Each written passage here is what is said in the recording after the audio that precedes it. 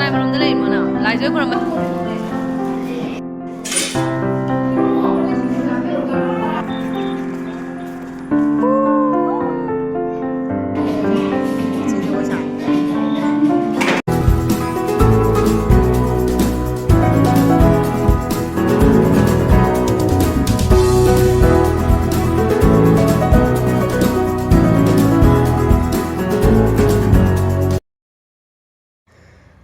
Ahan waktada myam boykok no na kromjari myam asidi Saraswati puja namitki blog oina hapjarake aigi wakhal nuaitaba ama leibadagi aina sigi blog se haparoge haina khallaga adum leigiba blog ne ado myam asidi yengminarase mayam asidi ima Saraswati gi numit oibanina mana pamjaba phi machu adai mana pamjaba haira myam katlaga ichanupa se khoiram hange haina tawbane Ichanupaase gyan yam tanaba lairik lasu yamna hainabagi iswarda adum nijage haina tawbane ngarangdagi sengdok khotokna loina photo frame kari kara se ngarangdagi sengdoe adaidi loina ngarangdagi sengdok khotokna ready da loirabane hojik haibabu phi se anoba masinwiba asita ngaireba ko phi anoba masillaga hairuk lairuk machan taret tawraga Ichanupagi lairik ama thamaga phajana laida amta khoiramge haina tawbane adu loira matungda amu school da chatlaga khoiramuni bako school da mu ichanupa se pubiruge tawbane ma se yangna maron adum thokpa angang oye bako aduna ina khara yangna adum school tamhange haina tawbane adai tardi ma se adum mamit mana singna adum haina bagi haina ko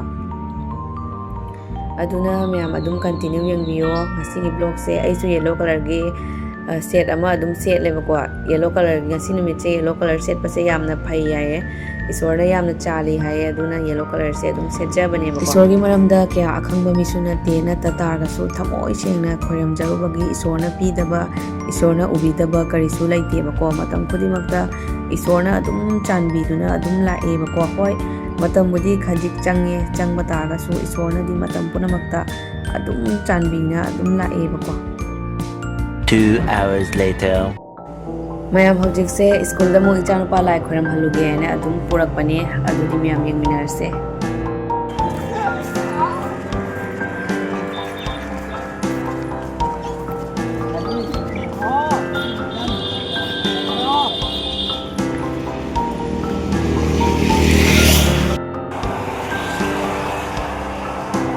Ekhane tar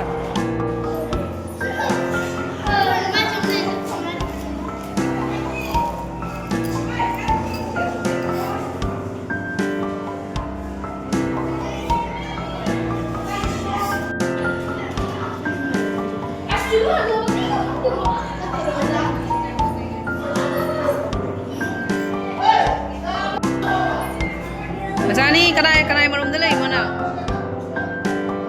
Kanai marom dala imo na. Lai joy koram balai mi nang sila tamdo mi kamba. Kamba. Sahi ahum suraga nang sila tamdo ba ko. Uy. Lai joy daro. Mi gi dai cham ganu apang bi. Na cha gi dai cham mo na mo. Sari phajai ne enge. Wow.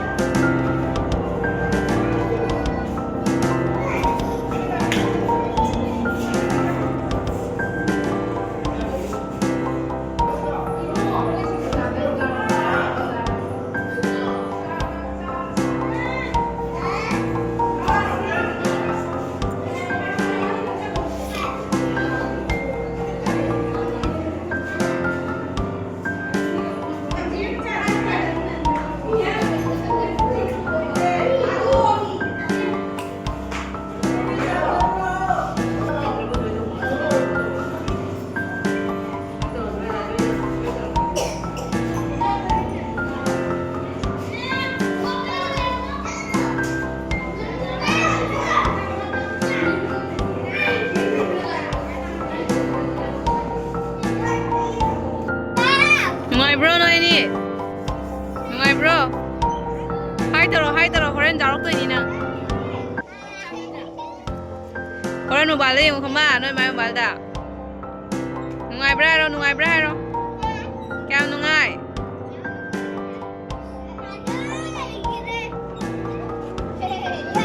Pai masih dulu nih segem dah.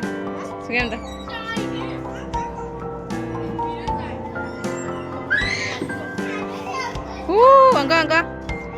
Gua udah sedikit apa sana?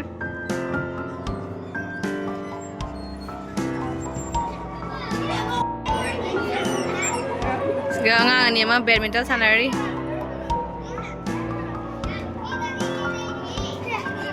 Bye ba. Nanti hai beri. Nanti hai ni macam ni. Kata nang sih school dam ni nang sih lak ni school dam ba. Nanti hai.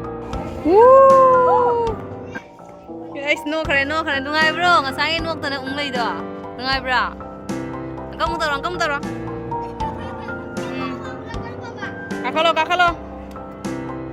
Kakalo.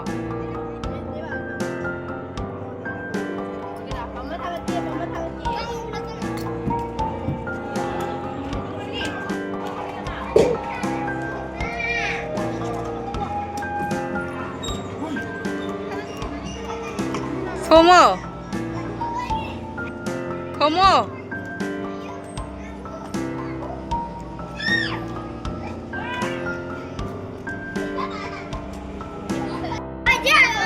Kakalo dia.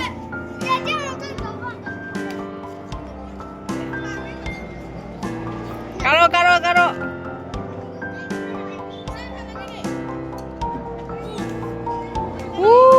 Hai ni.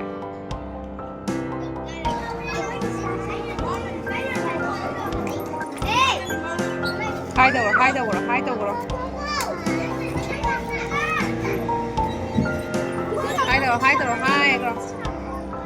Thank you tawro.